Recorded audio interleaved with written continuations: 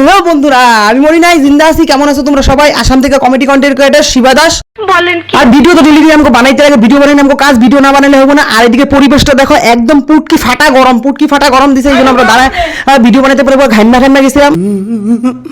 হঠাৎ করে আমি যদি কি যেন একটা দেখতে পাই, আমি আচানক চমকাই গেলাম। দেখো ও বাও, আরে আমগো গাছের মধ্যে সাদা ফুল পুষছিল, ওইটাই তোমাকে দেখাইছিলাম। সেমন একটা কিছু না, আমার তো কন্টেন্ট ক্রিয়েটর, আমার তো কন্টেন্ট এরকম দিতেই লাগবে, তার জন্য তোমাদেরকে দেখাচ্ছিলাম। ফুলগুলো দেখো সেই সুন্দর লাগতেছিল, কিন্তু সত্যি কি সুন্দর লাগতেছিল তোমরা নিশ্চয়ই জানাবে। আমরা তো জানি নতুন একটা পার্টি বেরিয়েছে, নাম হলো ককরোচ জনতা পার্টি CJP, যাটার পোঙ্গা দেওয়া বাস দেওয়ার জন্য আমি একদম ভিডিও বানানোর জন্য রেডি হয়েছিলাম।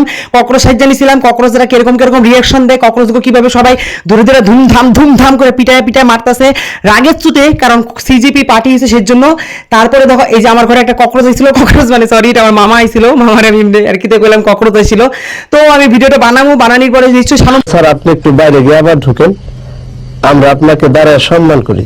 লুক চেঞ্জ করে নিলাম, আবার নতুন একটা লুক এসে বললাম, আবার একটা হাই রে গরমের সুটে আমার আর ঘাম ছুটতে যেতেছে। দেখো না তোমরা কিরকম অবস্থা হয়ে গেছে, কিন্তু ভিডিও তো শুট করতেই লাগবে, যেহেতু কন্টেন্ট ক্রিয়েটর আমাদের এটাই কাম, আমগো ভিডিও বানানো আমগো কাম। তো একটার পর একটা লুক নিতেই লাগে আমগো, যতই যা হোক, গরম থাক ঠান্ডা থাক, দিন ছোট থাক দিন বড় থাক, যাই থাক, কন্টেন্ট আমগো বানায় চলতেই লাগবে। যে আমার মা ছিল, তখন এত কষ্ট হয়, যখন দিন শেষে যখন তোমাদের এত সুন্দর কমেন্ট পাই, তখন আমার এতটাই ভালো লাগে। যখন কমেন্টগুলো আমি পড়ি, আমার দেখে এত মন খুশি হয়ে যায়, বললো না তোমরা। আর আমি আরেকটা লুক নিয়ে এলাম আজকে, এখন একটা মেল লুক নিছি। জানি মেল লুক গুলো দেখে চাই না, মানে সব ক্রাশ খায় যে আমাকে দেখে, প্লিজ আমাকে দেখে আর কেউ ক্রাশ খায়ও না প্লিজ।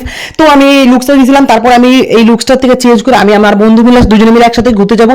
আজকে কোথায় ঘুরতে যাবো তোমাদেরকে একটু দেখাবো। আমাদের এখানে একটা মানে জায়গাতে আমরা ফার্স্ট টাইম একটা জায়গায় ঘুরতে গেছিলাম, যেটা মানে একদম খুবই সুন্দর, যেখানে আমি ফার্স্ট টাইম গেছিলাম একটা সিল্কের একটা ফ্যাক্টরির ভিতরে।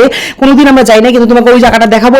ফাইনালি আমরা সিল্ক ফ্যাক্টরির ভিতরে ঢুকে গেছিলাম। ফ্যাক্টরির ভিতরে যাওয়া এলাও আছে না আমরা জানি না, বাট তাও আমরা গেছি। আমাদের খুব ইচ্ছা ছিল দেখার। আমরা গেছি, বন্ধুরা গেছি চল, বন্ধু বলতেছে না, এখানে গেলে পরে বকা দিবে। আমি বলছি না রে চল রে, কেউ কিছু করবো না, চল। দেখো জঙ্গলগুলো এত সুন্দর, এখানে একটা মানুষ ছিল না, এত পিসফুল একটা জায়গা, মানে এত শান্তশিষ্ট একটা জায়গা।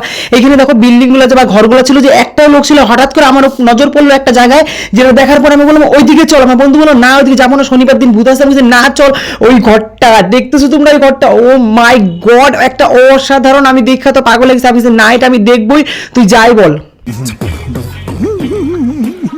আমি যাবো না, আমি বলছি না তো যাইতে লাগবো না, তোর গরু ধুনা দিব তো যাইতেই লাগবো।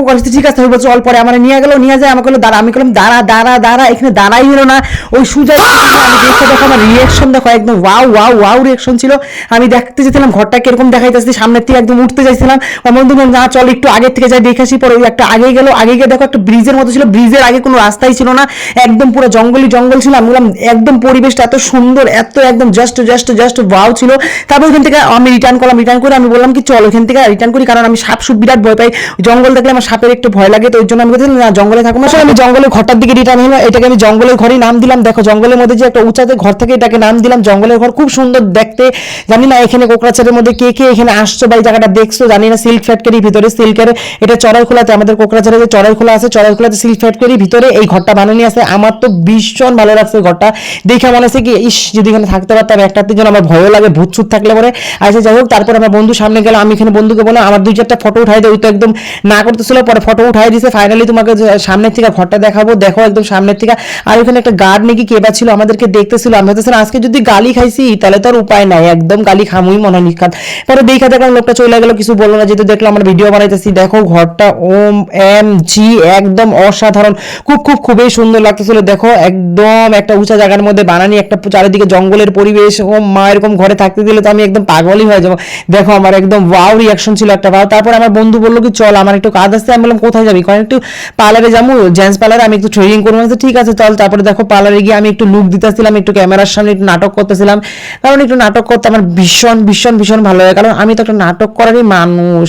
আচ্ছা যাই হোক, তারপরে দেখো আমার বন্ধুকে বললো তুমি তোমাকে থ্রেডিং করে দেবো, মানে যে লোকটা আমি না, যে লোকটা থ্রেডিং করবো। তারপরে প্রথমে একবার থ্রেডিং করা সুতার দিয়ে যখন টান দিছে, প্রচন্ড ব্যথা পাইছে, কারণ থ্রেডিং করলে পরে প্রচন্ড ব্যথা, যাদের করে অভ্যাস নাই। এবং আমি তো সবসময় থ্রেডিং করি, আমার অভ্যাস আছে, আমার কোনো অসুবিধা হয় না। কিন্তু যারা করে না, একবার দুইবার করে বা বছরে একবার বা দুইবার করে, তাদেরকে প্রচন্ড ব্যথা লাগে, এগুলা করতে গেলে প্রচন্ড ব্যথা লাগে। তারপরে ওইখান থেকে পার্লার থেকে কইরা আমার বন্ধু জিজ্ঞেস করলো কত টাকা করে, 50 টাকা করে। ও মাই গড, 50 টাকা। অ্যাকচুয়ালি আইব্রো থ্রেডিং এ 50 টাকা নেয়, বিউটি পার্লারে হোক বা জেন্টস পার্লারে হোক, যেখানে 50 টাকায় নেয়।